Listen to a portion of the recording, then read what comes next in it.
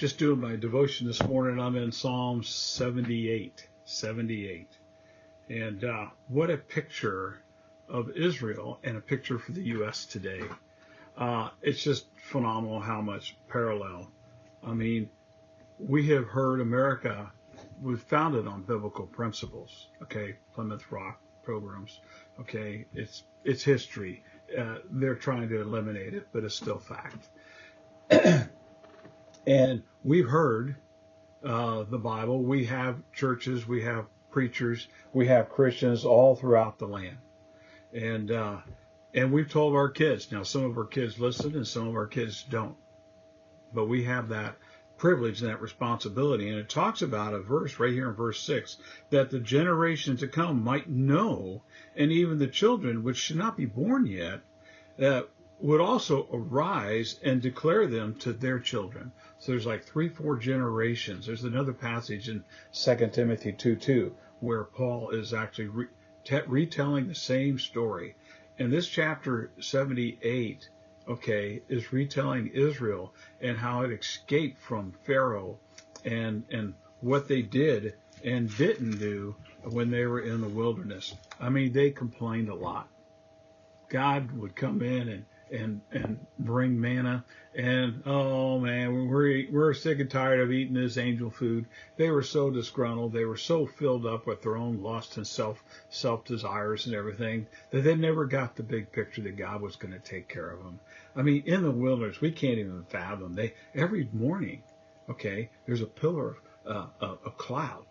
All right, and it was over the tabernacle, and if they were moving, it led them along the way. Otherwise, it hovered over the tabernacle that they had built, and they knew God was present. And yet they complained and they whined, and why are we out here in this dusty land, and you've left us for nothing? And, well, that's because you disobeyed God. I gave you the promised land, and you came back and said, it's too dangerous. I'm so afraid. There's giants. Now, Joshua and Caleb says, give me that mountain, right? They were ready. They had the faith. They knew God would deliver. But the other 10 didn't, so God's punished them. America, you've been in purgatory for a long time. God has shown you his grace. You've asked him for things, and he's given you things that you didn't deserve. You've been saved time and time in wars and battles and conflicts outside and inside and conflicts outside. What are we going to do now? Are we going to be disobedient? Are we going to be selfish? Are we going to do things our own way? Just like Israel did.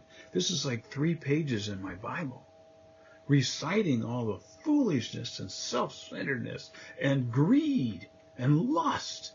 Sounds very familiar, doesn't it? But it says, but being full of compassion, he forgave their iniquity and destroyed them not. Yes, many times he turned his anger away and did not stir up his wrath toward them. I'm sure he's done that for us. He's been so long-suffering. Or as a country, we've been so far apart. You can see what our country looks like today during this quote-unquote COVID virus, novel virus. What they've done is they put the churches out. They put them into the closets, into the homes, and they're not out. And you know what's out now? Nothing but sin, chaos, and debauchery, and rioting, and anger, and viciousness. No principles of godliness are there whatsoever. Makes me think on how bad it's going to be when the church gets raptured and the world's left with no Holy Spirit presence. That breaks my heart. We have big decisions coming up. We need to support our president. We need to support our country. America is still the greatest country on the earth. God has blessed it. But will he continue?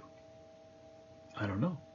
Will people still depend on him? Will people still seek him? Will people still call upon God? Or will they seek their own selfish ways? Or they seek their own greed and their own power and their own lust?